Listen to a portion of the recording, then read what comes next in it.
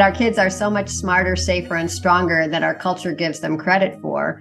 And instead, we're sort of undermining their development by assuming they can't handle things. And I'm not talking about horrible, bad things. I'm talking about a fight with a friend, getting lost, being disappointed by not being chosen for the team, or being scared because you climbed the tree really high and now you got to get down, and that seems somehow worse than getting up there. All these things are normal parts of life, a little bit exhilarating and muscle building, as you said. Make sure to hit that subscribe and follow button to get more videos like this in your feed. Welcome to Emotional Badass, where Moxie meets mindful. I'm your host, Nikki Eisenhauer, and on today's episode, I'm interviewing Lenore Skenazy on the benefits of free-range parenting.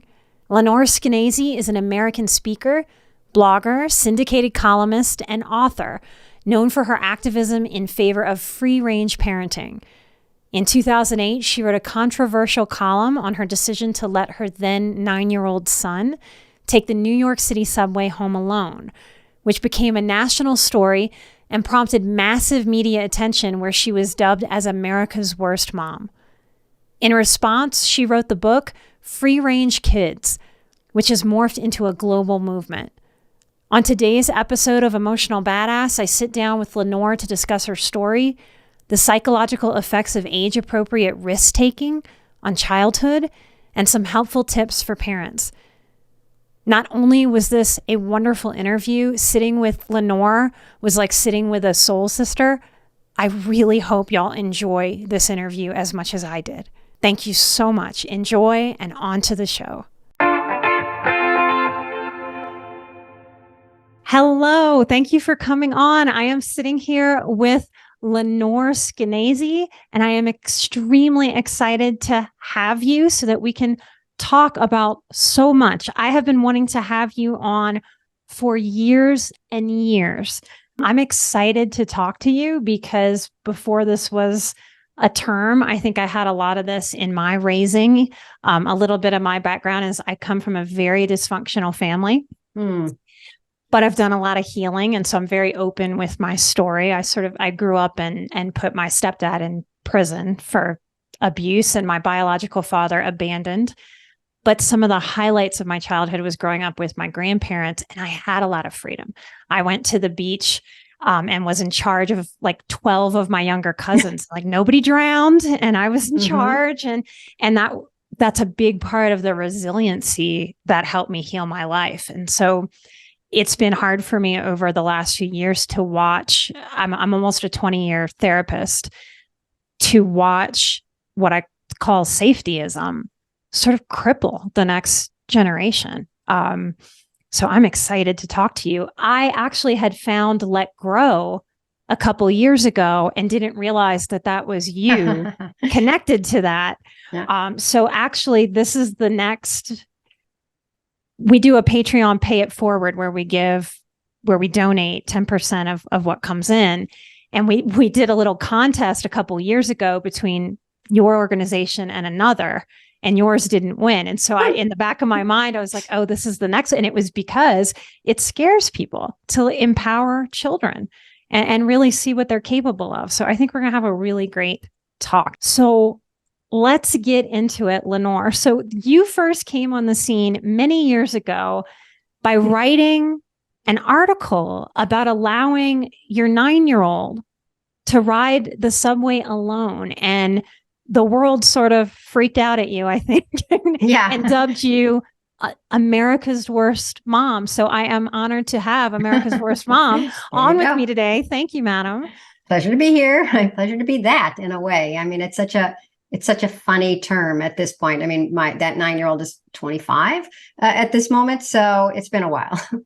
Well, that's exciting too, because I get to interview you about how he has grown and what this free range kids lifestyle or theory or growth encouragement is and what that does for us. So talk to me a little bit about your own experience, about what happened after you wrote this article, or how you got to writing this article.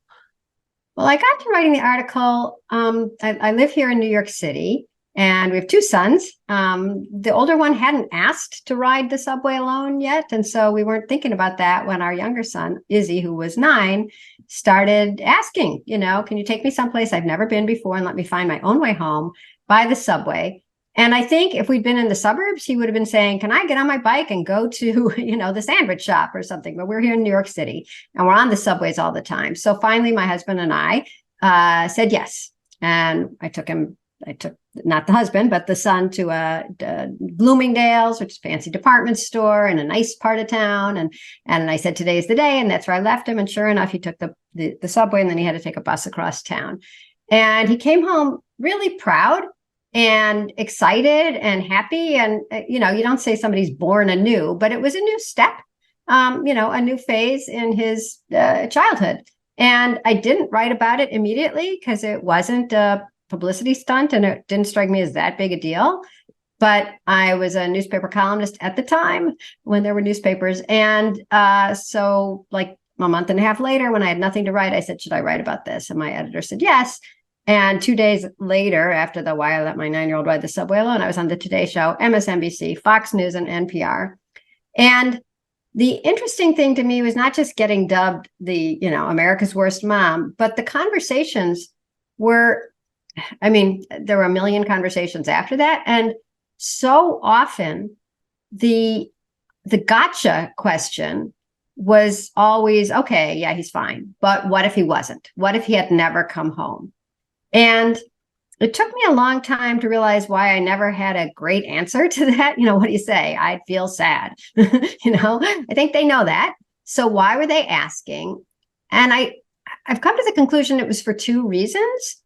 One is to shame me. A good mom is supposed to always be asking themselves that question.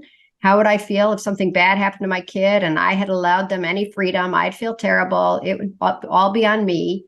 I would deserve, endless hate and shame for the rest of my life. So I guess I won't do it. So first of all, I hadn't gone to that dark place and stopped myself from letting my kid do anything. I think the other reason, there should probably just be one reason, but I do think the other reason is that what they had in front of them was a pretty unextraordinary story.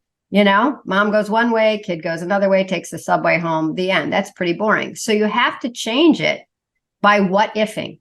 And they changed it from a story of a competent, happy, resourceful young man to a story that almost, there, but for the grace of God, ended up as a Law and Order episode. So they really, they got it back on track to the story that the media loves the most, which is that a mom didn't do enough for her kid and her kid suffered and, died. That's really the story that they wanted to tell, and they got to it. And that's the story that you see, it's just, there are certain storylines that cultures get used to. If you read a romance novel, you don't want the prince going off with the princess. You want him going off with the maid, right?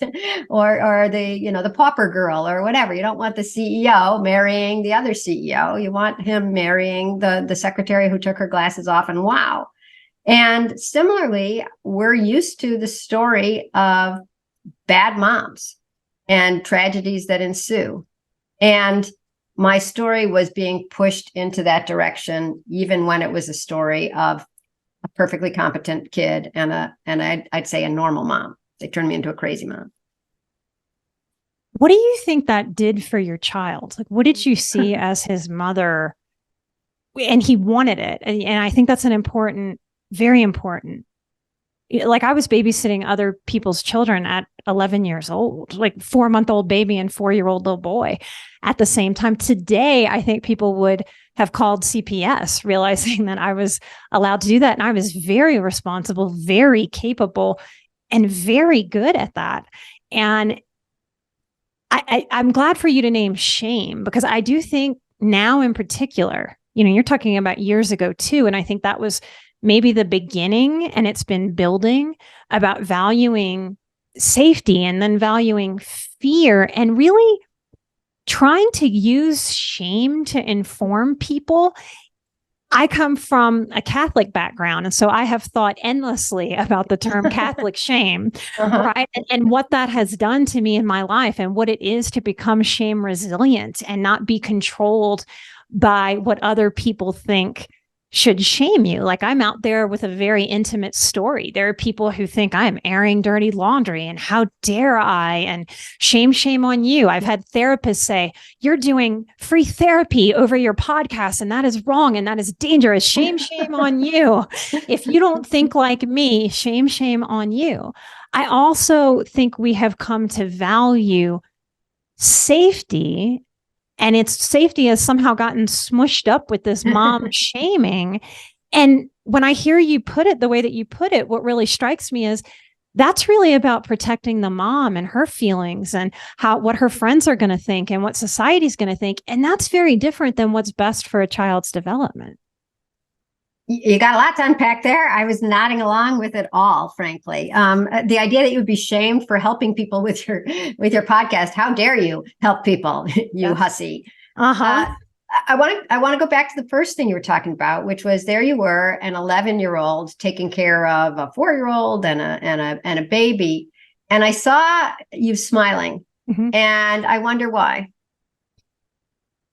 I think children naturally are capable of so much more, and something about modern life seems to be forgetting that, missing that, or parents need more control today than before, or somehow, well, let me say it better. I talk a lot about the pendulum swinging, and I think we have had a massive, like if we look back at the parenting of like the 50s, where it was basically like, go outside and then I'll see you in 12 hours. Right. And kids really had their own full separate life. Yeah. I think for my age in my early 40s, I have a bit of a different spin or a different experience because of the chaos of my childhood. I spent most of the bulk of my development from about 6 to 12 living with my grandparents, living more in a city than in a suburb. That was kind of a mix. And the empowerment that I felt, the permission to go have sort of my own life, to be given responsibility, that's actually really what grew me up. And it gave me so many resiliency skills. And the more that the pendulum has swung from that 50s, go ahead, won't even see you, I'm very disconnected, I think it has attempted to come to a middle ground, but unfortunately it's just kept swinging all the way into this other realm where we have such a tight hold. I cannot believe the stories I hear from people with teenagers that their children don't want to drive. They don't want to like leave the home and explore, and they're not excited to hit 18 and get the hell out of the house and go live a life. And I think it is really thwarting the resiliency of society. That's a big statement to make, but that's really what I think. Well, that's exactly what I believe. As I've been saying it for a long time, it's always nice to hear it from somebody else. So I started the free range kids movement after the weekend that I was shamed on all these television shows. And I wrote the book Free Range Kids.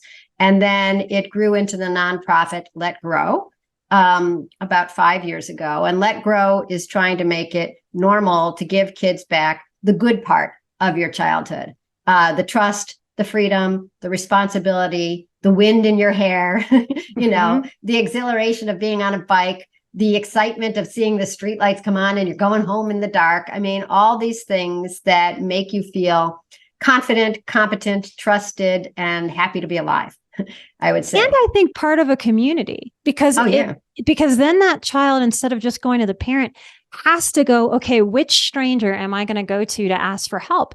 And part of what we know is that we can empower kids to trust their own gut and to choose and to be wary of the people that maybe approach them, but for them to be able to choose. So there's so much emotional muscle building that I think free range parenting offers.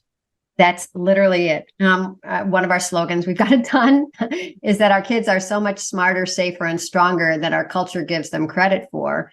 And instead, we're sort of undermining their development by assuming they can't handle things. And I'm not talking about horrible, bad things like it sounds like you had in your early childhood. I'm talking about a fight with a friend, getting lost, being disappointed by not being chosen for the team, or being scared because you climbed the tree really high and now you got to get down and that seems somehow worse than getting up there. All these things are normal parts of life, a little bit scary, a little bit exhilarating, and muscle building. As you said, I work with Jonathan Haidt, who wrote The Coddling of the American Mind. Yes. And he talks a lot about anti-fragility. And the idea behind that is that some things are fragile. If I drop this bottle, it would break. And then some things are resilient. If you bounce a ball, it comes back just as fine as when it went down. But there are some things that are anti-fragile. They need tension. They need a little difficulty. They need some pushback to grow stronger. And there's examples like the immune system needs to encounter some germs. You grow up in a bubble and you just don't develop your immune system.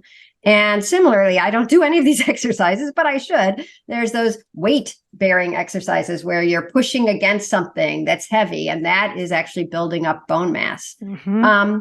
But the ultimate in anti-fragile systems is the child, right? They need to be upset some of the time, and hurt some of the time, and scared some of the time, and betrayed some of the time, and of course, loved, treasured, exhilarated, a great relationship with an adult in their life. I mean, they need all sorts of things, but they don't only need the good things. They need to be scared sometimes. Mm-hmm. And what you were talking about before, it's sort of a wholesale, gradual disbelief that kids can handle anything. And that's why I was looking for these quotes from 7th graders, because I went and visited a class that was doing the Let Grow project, where school children are told, you have to go home and do something new with your parents' permission, but without your parents. That's the Let Grow project. You do it all year. It's the Let Grow experience. But here's what some of the kids wrote when the teacher asked, what were you kind of hesitant to do? 7th graders are 12 and 13 years old. I wasn't comfortable going into a crowded store with a bunch of strangers without my mom. I was hesitant to try walking my dog alone. These are kids in the suburbs, because I was scared that he would get loose from the leash or a scary man would take me. Here's another kid. I was afraid to try and cook because there's an open flame and I could get hurt. Another kid. I was hesitant to use a sharp knife as my parents had never let me before.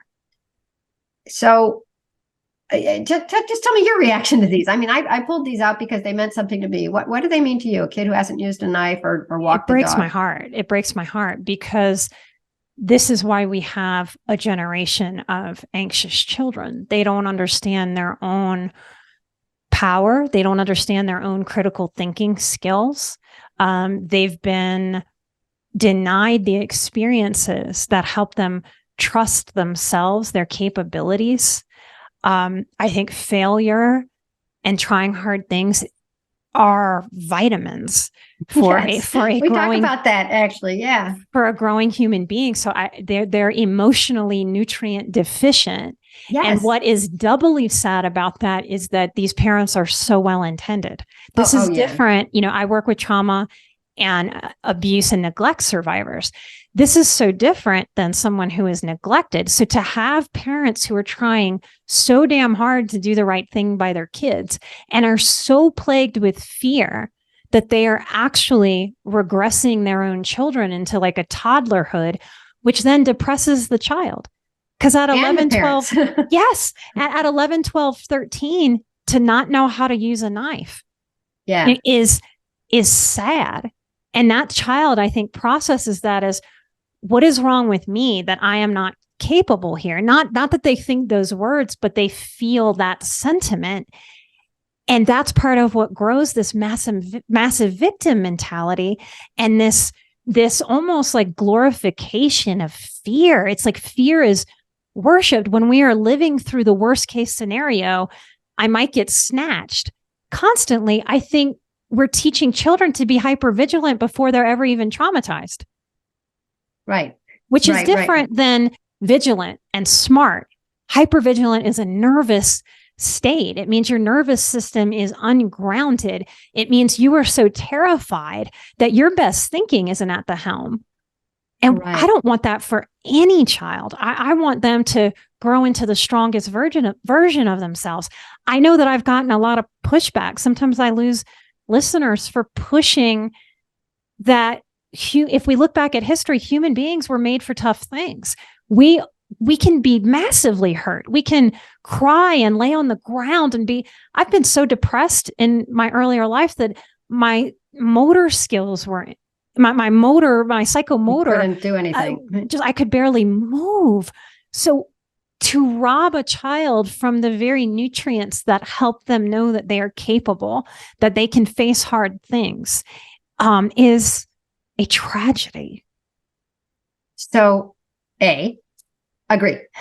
B, let's talk about the nutrient idea, because I think it's such a fantastic analogy for what we're talking about, which is that the kids have been robbed of nutrients, just as, I don't know, as regular society got more and more wealthy and I guess the Industrial Revolution brought us up to the current moment. We got to the point where, for instance, we could create the softest, whitest bread ever, right? It's easy to chew. It's almost like cake, hooray for us. We've reached the apotheosis of yummy, soft bread. And then gradually we realized, in the process, we processed out the wheat germ or whatever it is, or the fiber or the husk, all the different parts of the old-fashioned grains that we actually needed to have in that bread for our kids to grow up strong and healthy. And similarly, we took out so many of the bad experiences that, as you said, we overcompensated, and we got to the point where there's almost nothing left in childhood except being with your parents and shuttled to places and always supervised by adults and always told how to do it and what to do it, and always, it's as you say, from a point of love. It's like, let me point these things out to my kid and let me enrich their time and let me make a teachable moment. But we never realize how much we're taking out of kids' lives by not letting them do any of this discovery and sort of stumbling on their own to make them anti-fragile. So I've been talking about this for a long time, and I've watched the results when kids do this Let Grow project, right? We've just seen kids. I just met kids the other day. I was like 3 weeks ago, I was at a school where there was an assembly of the children ages kindergarten through fifth grade who had all done at least 2 Let Grow projects. And some of them were stunning to me because it was, I heard from a third grader who said that he had made a sandwich, which to me seemed like something that you could do pretty much at 3 or 4, really, 2 pieces of bread and a piece of bologna. That sounds pretty easy. But in fact, he hadn't done that because there'd always been somebody making his food. And what he said is, because now he knows how to make it, he said, now I know what to do if I'm hungry. So actually, we, talk about sort of stymieing a child. He didn't have a way to feed himself, but now he does. So even though it seems like something that you could do earlier, he started doing it now. And similarly, there was another kid who took the elevator in his building, which was, this is New York City. It's a fancy building with a doorman at the bottom. And he had to take it by himself for his Let Grow project. And he said, by doing it, he realized, now I realize I can be okay when I'm alone. And the important thing about that lesson is he didn't just learn I can be in the elevator by myself. He learned that, hey, I can do things by myself. And I wish I could find there was one girl who took the bus by herself. And her story was so great because she said when she was on the bus, the first time, city bus in Manhattan, it felt very scary and everybody seemed mean. And she was nervous the whole time. But she said, but now I take it, and it's great. It's easy and it's fun. And that's what we've deprived our kids of, is that transition from, fearful toddler to blossoming young person who is okay if they're alone and can handle themselves in public. And so I've been talking about this so long that a psychologist started listening. Thank God, at least one besides you. And his name is Camilo Ortiz, and he's a professor of psychology at Long Island University. And he thought, I wonder if kids have been deprived of this independence to the point where they're so anxious, because we have seen that as independence has gone down, anxiety and depression have gone up over the decades, not just since phones, not just since the Ukrainian war. It's just like it's been decades in the making. And he said, I wonder if independence could be used as therapy. And so with a graduate student named Matt Fastman, he ran a pilot study where they recruited 4 families with a kid who had a diagnosis of anxiety. So it's not just my kid's a little anxious. They somehow passed some threshold. And what was neat about it is that the first week he would meet with just the parents and find out what the kid was anxious about. And I'll tell you one kid, which was, he was 10 years old. He was slightly delayed, both physically and I guess intellectually, and his parents were terrified for him. And he was at the point where he wouldn't go upstairs in his own home without his mom or dad coming with him. That's the point where his anxiety, he wasn't the only kid like that. There were 2. So the parents came and they told this to Camillo, and he's like, okay. And then the next week, when the kid came, normally in cognitive behavioral therapy, you do exposure therapy. You say, okay, I hear you're afraid of walking upstairs. How about tonight you go upstairs and you stay there for 5 minutes and then, come down. And then next week we'll do it for 10 minutes, which is a great way to do things. But there's a problem with that, which is that the kid doesn't want to do it. The parents don't like to do it. And often even the therapist doesn't like to do it because it is making a kid deal with something, literally. Be uncomfortable. Be uncomfortable. Yes. Right. So he didn't do that. Instead, he said to the kid, you're 10.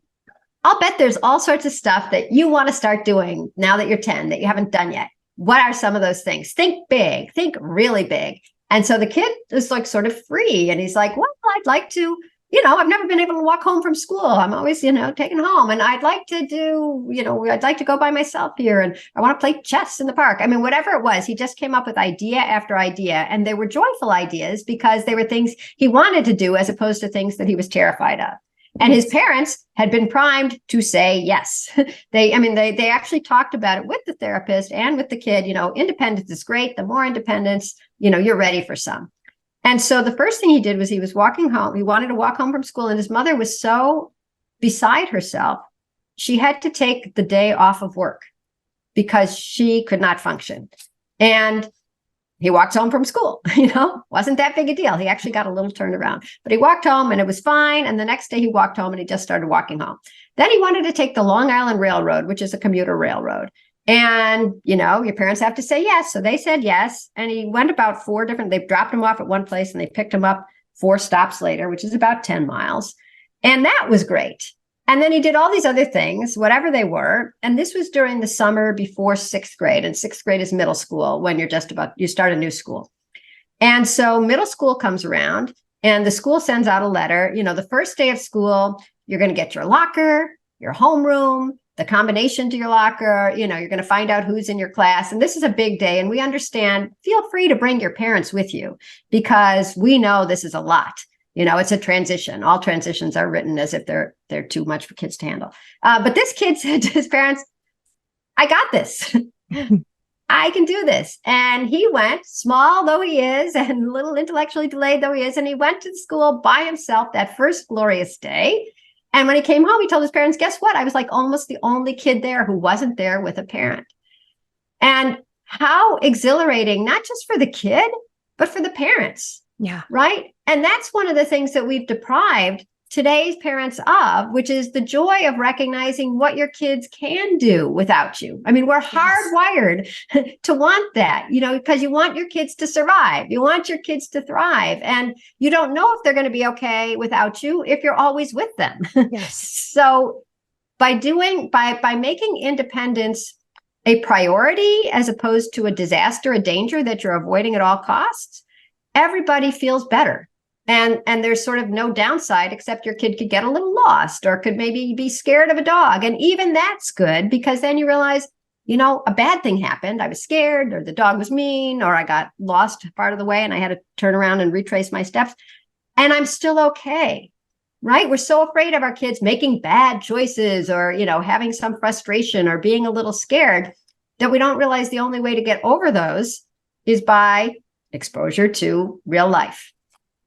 Experience is its own anti-anxiety pill, and it's with little to no side effect. Yes. Yeah, it's true. Yes. And living through this lens of worst case scenarios. So the main question, I can almost hear people saying it as we're talking, is, but what if the worst thing happens? Now, I have, in the way that certain things just sort of burn into our minds when we see them, I have from many, many years ago, decades ago, America's Most Wanted. John Walsh had a program for kids to learn what to do if somebody tried to grab them. And I watched that as a child. And I remember them doing a follow-up episode where one of the little girls, she was in elementary school, she was a pretty little blonde thing, and she was little bitty. She was probably just maybe like 7. Mm-hmm. And she was cool as a cucumber. And when they interviewed her, somebody in a car had tried to grab her. Wow. And she had been taught, you don't ever get in somebody's car, and you make noise and you scream and you bite and you kick and you fight. And she did. And that man drove that car down the road. She was dragged a little bit and she was fighting him until she got away. And when they interviewed her, there was not a bit of fear on that child. She was very, very grounded. And she said, yeah, I knew exactly what to do. And I knew this guy was a bad guy and he was wrong. And so I fought and I wasn't going to get in his car. And you could just see the empowerment on this child. Like, this child is going to be so okay in this world because that child just learned through experience that she can handle herself, even with a big grown adult. And there is nothing that any other human being can say to another human being that gives that. And I think we're living through a time where parents think, if I just box up the right amount of safety and I tie it with a bow and I give it to my child's going to be okay in the world. And I wish that was true, but it's not. It is absolutely not true. So we have to stop parenting entire generations through the absolute worst case scenario of a murderer could grab you. And because we're thwarting their lives and their development because of a very rare worst case scenario at a time when every statistic out there thinks that that type of crime is lower than ever before in history, which is just, to me, another crazy layer mixed into this entire dynamic. You know, you say everything I say and you say it better. So I'm nodding along. And the one direction I thought you might go is that, you know, if you want to talk worst case scenarios, let's talk about the levels of anxiety and depression and self-harm. I have an addiction specialty, and that's another thing that is happening right now. Addiction is higher than ever before. If we are launching terrified children that believe that they themselves are incapable because of how they've been raised to manage adult life, to me, that is like driving them to a drug dealer's house and dropping them off, because drugs are going to appeal to them to try to manage their emotions in this world because they haven't been given those fortifying experiences that strengthen them for everything that they're going to face in this life. That's exactly true. And so when we're talking about worst case scenarios, at least, I mean, first of all, I don't think we should, because that's already just depressing and sort of off the charts. But if you are going to talk about something horrible could happen, at least put depression and anxiety on the list, maybe above the idea of a predator. I actually looked up the statistics recently because I was writing a piece about how wrong we are in terms of how dangerous we think the world is, especially in terms of kidnapping. Do you know how many active Amber Alerts are out right now? 2. In the entire country? 2 in the entire country. Actually, one of them isn't in the country. One of them is a kid whose father took him back to Mexico. And the other one was a 15-year-old who disappeared in Cincinnati, a boy. And my guess is that he's a runaway or something like that. But wow. It just feels like they're always, what about all the Amber Alerts? What about them? It's like, well, go look at the Amber Alert, go Google Amber Alerts and you will see there's 2. So the idea that all our children are in constant danger from kidnapping is one that's new. And the thing that I think that's different about today's parents, and this is why I feel sympathy as opposed to scorn. I don't think these are horrible harpy helicopter parents who are just, ruining their kids' lives. I feel like they are being raised in a way, in a culture that's telling them, You can't even let your kids stand at the bus stop alone. You're supposed to be with them. And some schools won't let the kids off the bus in the afternoon unless they're in, third, fourth, fifth grade, unless there's an adult walking them home, even, 2 houses. I had a mom complain that the bus driver wouldn't let the kid off at the end of her driveway unless she's waving from the window, I'm home, Wow. with her 7-year-old. So parents are sort of stuck in a society that has lost its way. And like we were just talking about before, the worst case scenario. So when I was a kid, and I'm so old that I walked to school in kindergarten, which used to be a normal thing. And what was different then was not that there was no crime, not that there were no bad guys ever, but that when I went around the corner, my mom, because it was the social norm, stayed home. And from that time till 3:30 in the afternoon, when I came home, she had to trust me, my neighbors, the neighborhood, her own parenting, the school. And so trust is sort of a muscle. And I feel like, we've been talking about nutrients and the pills and like, what can we take to grow stronger? I feel like because we're either always expected to be with our children, literally, watching over them or driving them, or watching them by tracking them, we never experience what it means to not be watching them and to sort of trust to them, or maybe even trust to God, or certainly trust to the odds. All we're told is we can only trust ourselves. We can only trust ourselves to be with them, to drive them, to watch them. And it becomes an enormous burden on the parent, because if anything goes wrong, it's because you are a horrible parent, not because sometimes bad things happen to good people. Sometimes, fate is fickle. And so it's this huge burden on the parent. And then the kid never gets the world because there's always a minder with them. So I think that you have to separate from your kids to get your trust in them, for them to see that you trust them, and for them to start trusting themselves.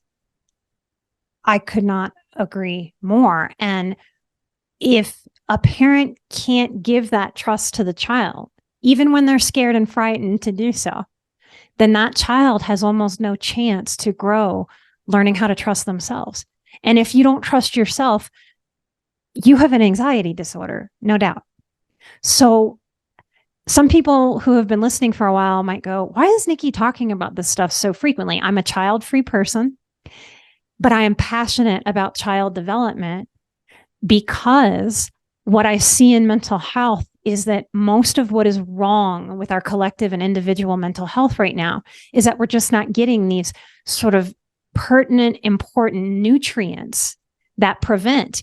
And there is no way to study in all of science what we prevent. So True. we have a real conundrum. So most of my work is not so much healing, or maybe it's 50-50 healing and preventative. But I can't prove that. I can't tell you how much I've prevented or helped other people prevent in terms of anxiety disorders, depression, anxiety. When we fortify ourselves with these human muscles and nutrients, we avoid much anxiety. I very much, at this point in my career, resist the idea that these are things that are wrong with the hardware of a human being. These are nurtured, learned things. And if that's true, then we must learn a different form of nurturing to take ourselves away from what isn't working and towards what is. Most parents out there that bring their children to therapy really would do better to work on their own fear, their own relationship with anxiety, their own relationship with trust.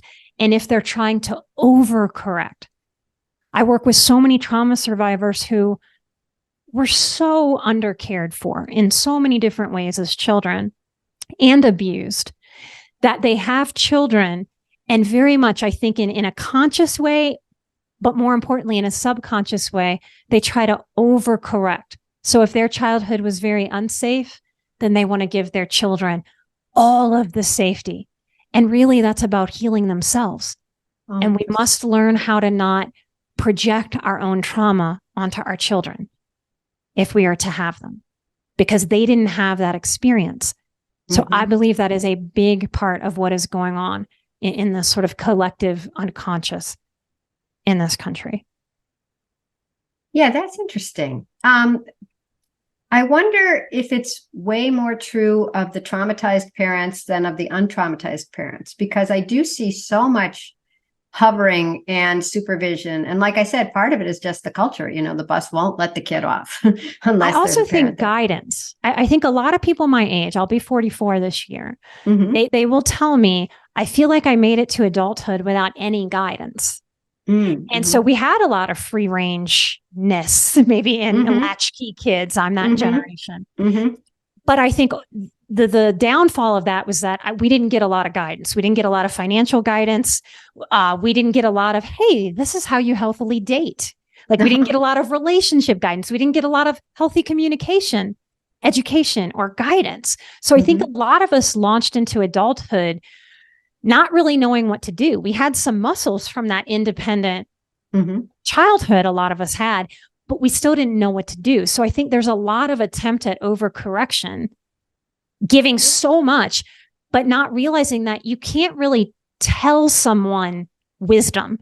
They have to experience. And there's a balance and a dance and an artful dance to both support your child enough and know the art form of when to back off and let them flail a little bit and let them find their way while they stumble.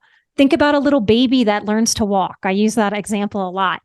They're going to stumble. They're going to wobble. They're going to fall on their booties, and their booties can take it. They're okay. Their booties are built to take it. That's right. They were made for it. That's why you got the chubby legs and the cute tush when they're little. Yeah, that's right. They were made for it. So, and that just breaks my heart to see a parent that's trying to overcorrect for their own trauma. And the result is that their child is developing more anxiety than they need to. So you've probably heard this too. I'd say the easiest sort of lesson to prevent a lot of trauma for kids is this, and I will tell it to you. It's the Boy Scouts tell it too. It's not mine. It's just to teach your kids the 3 R's. Because most abuse, as I think is from somebody the kid knows, maybe somebody in the family or a close family friend, not stranger danger, not because they were walking down the street, right? And so the 3 R's teach kids to recognize, resist, and report. Recognize, nobody can touch you, wear your bathing suit covers. Simple as that. You can tell a 3-year-old these things. Resist. Like you were talking about that little girl, run, kick, scream. If somebody's bothering you, you're allowed to make a huge ruckus, and you should. And then the 3rd R is for report. And that means report to me or to somebody else that you trust and love what happened. Even if somebody said, I'm going to hurt you, or this is our secret, just report to me and I won't be mad at you. Yes. Right. So then you're taking away the secrecy, which is what the abuser wants, right? And these 3 R's, which you can teach kids, just like you teach them to stop, drop, and roll. If they're ever on fire, most of them won't be on fire. But if you are on fire, I know to stop, drop, and roll, right? So if kids know to recognize, resist, and report, that's going to keep them a lot safer than trying to keep them with you every single second because you don't trust the world. There was actually an interesting study done of, I always forget the word, but it's your world outlook. It's your priors, I think might be what the name is. And a lot of parents think that they're helping their kids by teaching them it's a dog eat dog world out there. Don't trust anybody, don't be a sucker. I'm only helping you, And it turned out there was a long-term study that found that far from helping kids, this kind of world outlook and preaching, always be on your guard, don't trust, most people are bad, is associated with bad outcomes almost across the board, like less happy marriages, less success in business, less joy in your life, less successful families. I mean, it's strange to me because once again, parents are doing it out of the goodness of their heart. They think that they're toughening their kid for the world. But in fact, they're giving them a skewed view and sort of undermining their belief to go forth and find out about the world. I mean, I think that's why it doesn't work. For some reason, it doesn't work to tell your kids, be on guard for the worst all the time. That actually is worse for them than telling them to trust. Well, I can tell you, like, I grew up during the DARE program for drugs, and that's exactly how they tried to scare us about every drug. So what happened to my generation is we went out there, we smoked a little pot, and they told us we would jump off of buildings and kill ourselves if we did so. And then we did, and then we went, oh, I don't believe you. So all the things you also told me about meth and heroin, I'm not going to believe those things either. And so I'm just going to throw everything that you said out of the window. So yes, so this I'm going to just make it all scary so they don't touch it, fails, it backfires. And I am probably of the generation that has done the most drugs and is the most addicted. And we had the DARE program. So we have got to get ahead of the difference between a good intention and what actually works. Amen. That's all I can say. Amen. Once again, I just wanted to reiterate that, parents aren't immune from the culture that they're swimming in.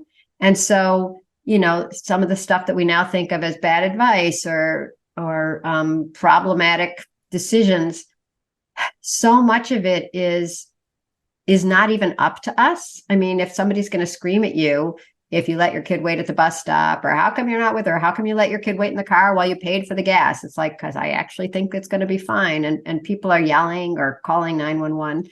You got to have some sympathy for the parents who do end up, hovering and intervening. I mean, schools send home reports on a daily basis of how the kid's behavior was that day and what their grade was on, their homework and the quiz, these minor things. And parents are bombarded with so much information and so many worst case scenarios we were talking at the beginning about the media, that you have to feel for them too, that they're stuck in a culture that really wants them to, we were talking about at the beginning, go to the darkest place first and then decide if you're going to let your kid do anything. So yes, there has been, I would even go so far as to say society has been brainwashed into that. Yes, I say that too. So because of that, the reason I'm very excited about Let Grow's 2 school initiatives, which are both free, is because you can't change a collective problem individually.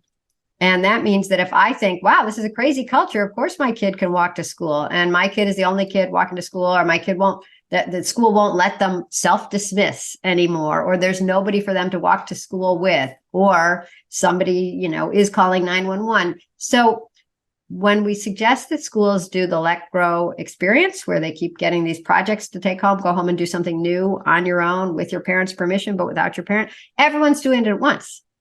So I'm not the crazy mom who's letting my kid walk to school. This is my kid and 3 other kids are doing their Let Grow project is to walk to school this month. And next week next time they're gonna go to the store, or they're all gonna make dinner. So it becomes normal again to give kids back some of the independence that most of us adults still remember from our own childhood. We could make pancakes without anybody saying, watch out. You could walk to the bus stop 2 blocks away and wait without, a security detail. And the other school thing that we suggest schools do is to stay open before or after school for just plain old mixed age, no phones, no devices, free play. Yes. So that kids are, coming up with things to do and solving their problems. I was just talking to a lady who's doing a Let Grow Play Club in Chicago, outside of Chicago, in a poor neighborhood. And she said that they started during COVID, and the kids would play COVID. And some of the kids would be the COVID, and some of the kids would be the vaccine. And if the COVID kid got you before the vaccine, you had to lie on the ground and say, I'm dead. And then if the vaccine kid came and saved you, fine. And the administrators were appalled. Right? How, this is horrible. How are you doing this? The kids are saying I'm dead. It's bad for their psychological health. And it's like, no, it's not. It's actually great. They've come up. What is play? Play is a way of dealing with life, right? They're scared. There's, everybody, all the grownups are talking about COVID. Let's make it into a game. They do. They come back to life when they get somebody who's the vaccine kid touches them. And it was brilliant. Yes, well, that's how they work it out. That's how kids work it out. Yeah. So if you keep your school open before or after school for what we call a Let Grow Play Club, you don't have to call it that. Kids will find new friends. I mean, I just heard a statistic yesterday. I guess it was from this lady who's the teacher in Cicero outside of Chicago, that 80% of the kids in a social emotional survey that they did said, I don't know how to make a friend. That is heartbreaking. That is heartbreaking. Yeah, we need to allow children to have experiences that are uncomfortable and messy and get left out. And I say a lot, like those of you listening over the podcast won't be able to see me right now unless you're watching on YouTube, but it's like we want our children's wheels in their mind to turn. And when parents are doing too much for them, they just kind of stop turning and they get rusty. And then when you're not there for your child, those wheels aren't lubricated and flowing in their mind to turn because they can figure out so much. I think this is essential to changing the anxiety epidemic in our country right now. I totally agree. So when you talked about kids' brains, engaging, there's one analogy, and then I'll tell you about one actual program. But the analogy is when you're the passenger in a car, you don't learn anything, right? You don't learn the route. You don't learn this is the place where it's always slippery. You're just being delivered someplace. And that's a lot of childhood now, literally as passengers, but also the adults are in the driver's seat. You're going to take this class, and then I'm going to get you, and then I'm here your homework, and I have to sign your reading log, and I got to get you up in the morning and drag you to school. There's so little autonomy, or what's called, the internal locus of control. Yes, the so locus important. of control in your life is somebody else is directing it all. And so when you talked about passivity, is what it sounded like with the wheels not engaging in the brain. So there's a sports organization. They do a lot of youth sports. It's called Steel Sports. They're in a bunch of states. And they had read, so Let Grow was co-founded also with a man named Peter Gray, who I recommend for your podcast. Maybe you've had him on, Gray.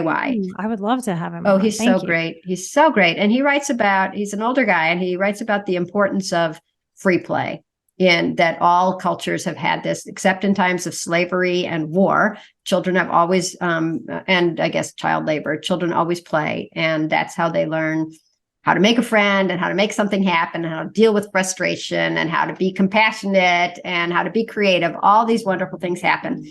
So the head of Steel Sports read Peter Gray's book, which is called Free to Learn. And he thought, well, let me try. I'm going to have the coaches in 10% of our programs give the first 10 to 20 minutes of any practice. Let's make it free play. Let's see what happens. And this was kind of countercultural because parents are paying for their kids to be in these sports. Mm-hmm. And what you're saying is for a chunk of that time, they're not going to get any instruction. They're not going to get any drills, right? They're just going to be goofing around, quote unquote. And you think that the coaches wouldn't like it either because I'm the coach. I'm going to teach these kids something. And now I'm just sort of sitting there. But what they found was many things. First of all, this is so poignant. The kids run to the sports now instead of walking, right? Oh, wow. Which I thought was very cool. Mm-hmm. Secondly, they ended up expanding this to their entire sports program, including their sports summer camps, because the kids became more creative, but better still, or maybe not better still, but also they communicated better because they got used to saying, wait, no, let's do it this way. No, I don't like it. Let's turn the goalpost upside down. Oh, that's funny. Okay, how about we can only use our noses? They just became more aware of each other and more cohesive and better at talking to each other and being engaged. But the thing I just found out this time, because I'd interviewed them before, but I hadn't interviewed them for about a year. And they said, and of course, now when the kids come, they throw down their backpacks and they start playing. And I'm like, well, what'd they do before? And before, they would go and they would sit on the bench and they would wait for the coach. So if you're talking about getting minds engaged, getting kids to love life, getting kids to love each other and make friends and make things happen, you have to release them.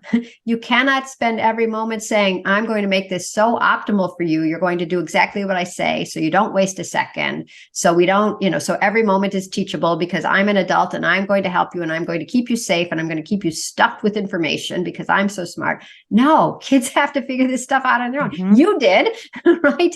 You got to trust your kids to be at least as smart and capable as you. And that means stepping back. And one of the other slogans of Let Grow is when adults step back, kids step up. And when we were talking at the very beginning, you were talking about how it felt as an 11-year-old. The adults stepped back and said, you're in charge of these kids. And you remember it to this day with a smile because that's when you realized who you were in the world. Yes. Yes. And it helped me grow into the leader that I am today. It was a shining part of a very dysfunctional childhood, and it helped me survive. So parents, when you're out there and you think, or you're like, oh, Nikki, but what if something terrible happens? Here's the deal. If something terrible happens and they survive, help them through it. Because what are you thinking or saying or teaching them? You think they're going to live a life where bad things don't happen to them? They need to have some bad things happen while they're under your wing. So if you're overprotecting them, that can't happen. This is part of why I have helped so many people in the last 10 years who go to college and they absolutely melt down. They've never woken themselves up.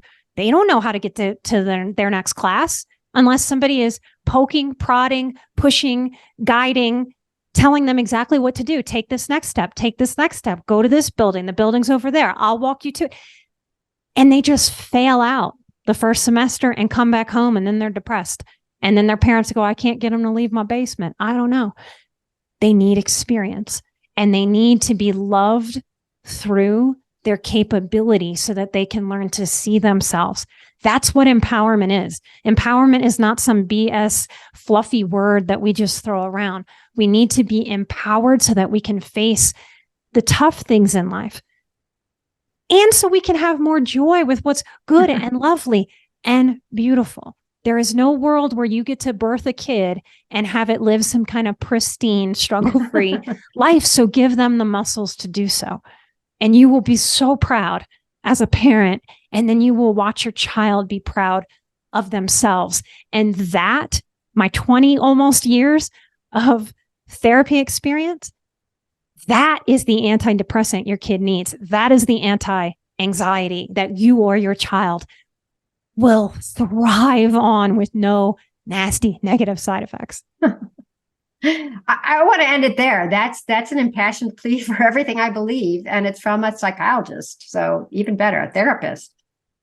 Well, thank you so, so much. Is there anything else you want my listeners to know about Let Grow? They are going to be our next Patreon Pay It Forward. I am so impassioned about what you are doing for our nation's children. Thank you, madam. Well, thank you, Nikki, for somehow it's just so interesting when people come to the same realizations and we haven't been together before, but it's like, yes, I agree with everything you said. And it's so neat the way you put all the ideas together. So for me, this is this is like one that I want to pin, that I want people to listen to. As far as Let Grow, so Let Grow is really our goal is, our mission statement is to make it easy, normal, and legal to give kids back the independence that we think they need to grow and thrive.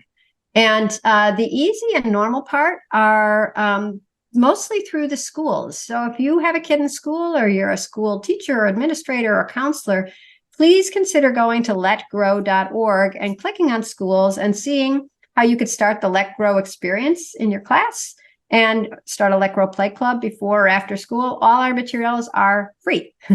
And then the legal part is that so far we've changed the neglect laws in 8 states. And right now we're working in California, Nebraska, and Georgia and Michigan.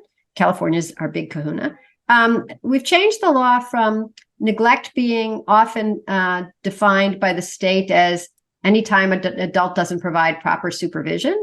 But that's pretty amorphous. And, we do hear about people getting, investigated because their kid wandered away at a picnic or because they let their kid do something on their own. So we're trying to narrow the definition of neglect so that neglect is only when you're putting your kid in obvious and serious danger. So if you want your kid to have some experiences and be a free ranger, but it's good. And also if you are working 2 jobs and you don't have a lot of time or money, and that your kid is going to be okay with that latchkey that we were talking about at the beginning, well, that shouldn't be considered neglect either. Poverty is not neglect. So if you have any stories about this, or if you want to get involved in trying to change the laws in your state, once again, you go to Let Grow, but instead of clicking on schools, you click on laws. And like I said, everything is free. Thank you so very much. It's been an honor. Ditto. Thank you so much, Lenore. Light and love. Down. Oh, that's funny. Okay, how about we can only use our noses? They just became more aware of each other and more cohesive and better at talking to each other and like being engaged. But the thing I just found out this time, because I'd interviewed them before, but I hadn't interviewed them for about a year. And they said, and of course, now when the kids come, they throw down their backpacks and they start playing. And I'm like, well, what'd they do before? And before, they would go and they would sit on the bench and they would wait for the coach. So if you're talking about getting minds engaged, getting kids to love life, getting kids to love each other and make friends and make things happen, you have to release them. You cannot spend every moment saying, I'm going to make this so optimal for you. You're going to do exactly what I say, so you don't waste a second. So we don't, so every moment is teachable because I'm an adult and I'm going to help you and I'm going to keep you safe and I'm going to keep you stuffed with information because I'm so smart. No, kids have to figure this stuff out on their own. Mm-hmm. You did, right? You got to trust your kids to be at least as smart and capable as you. And that means stepping back. And one of the other slogans of Let Grow is when adults step back, kids step up. And when we were talking at the very beginning, you were talking about how it felt as an 11-year-old. The adult stepped back and said, you're in charge of these kids. And you remember it to this day with a smile because that's when you realized who you were in the world. Yes. Yes. And it helped me grow into the leader that I am today. It was a shining part of a very dysfunctional childhood, and it helped me survive. So parents, when you're out there and you think, or you're like, oh, Nikki, but what if something terrible happens? Here's the deal. If something terrible happens and they survive, help them through it. Because what are you thinking or saying or teaching them? You think they're going to live a life where bad things don't happen to them? They need to have some bad things happen while they're under your wing. So if you're overprotecting them, that can't happen. This is part of why I have helped so many people in the last 10 years who go to college and they absolutely melt down. They've never woken themselves up. They don't know how to get to their next class unless somebody is poking, prodding, pushing, guiding, telling them exactly what to do. Take this next step, go to this building. The building's over there. I'll walk you to it. And they just fail out the first semester and come back home, and then they're depressed. And then their parents go, I can't get them to leave my basement. I don't know. They need experience and they need to be loved through their capability so that they can learn to see themselves. That's what empowerment is. Empowerment is not some BS fluffy word that we just throw around. We need to be empowered so that we can face the tough things in life. And so we can have more joy with what's good and lovely and beautiful. There is no world where you get to birth a kid and have it live some kind of pristine, struggle-free life. So give them the muscles to do so. And you will be so proud as a parent.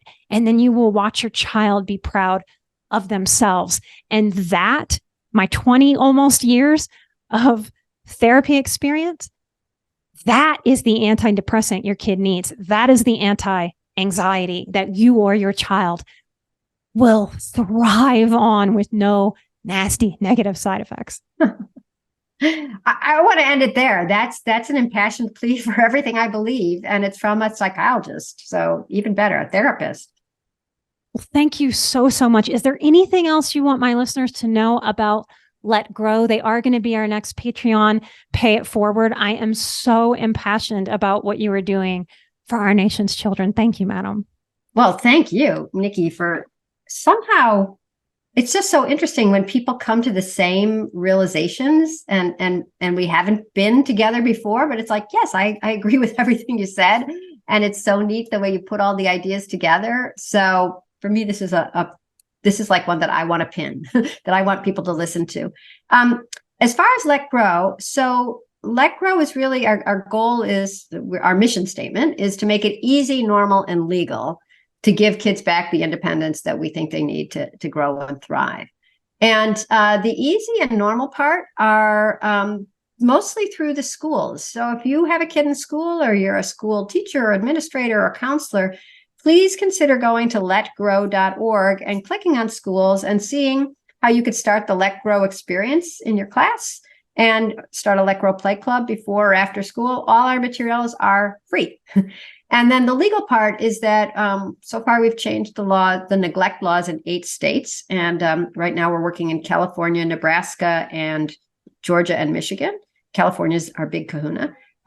We've changed the law from neglect being often defined by the state as anytime an adult doesn't provide proper supervision.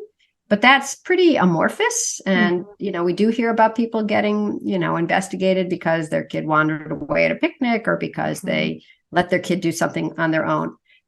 So we're trying to narrow the definition of neglect so that neglect is only when you're putting your kid in obvious and serious danger. So if you want your kid to have some experiences and be a free ranger, but it's good. And also if you are working 2 jobs and, you don't have a lot of time or money, and that your kid is going to be okay with that latchkey that we were talking about at the beginning, well, that shouldn't be considered neglect either. Poverty is not neglect. So if you have any stories about this, or if you want to get involved in trying to change the laws in your state, once again, you go to Let Grow, but instead of clicking on schools, you click on laws. And like I said, everything is free. Thank you so very much. It's been an honor. Ditto. Thank you so much, Lenore. Light and love. I am so grateful that Lenore came on as my guest today. You can find her organization at letgrow.org, and the second edition of her book, Free Range Kids, is available on Amazon now. I'm an emotional badass. Lenore is an emotional badass. You are an emotional badass. And together we are where Moxie meets mindful. Light and love. And I'll see you right here next time for a brand new episode. Bye-bye.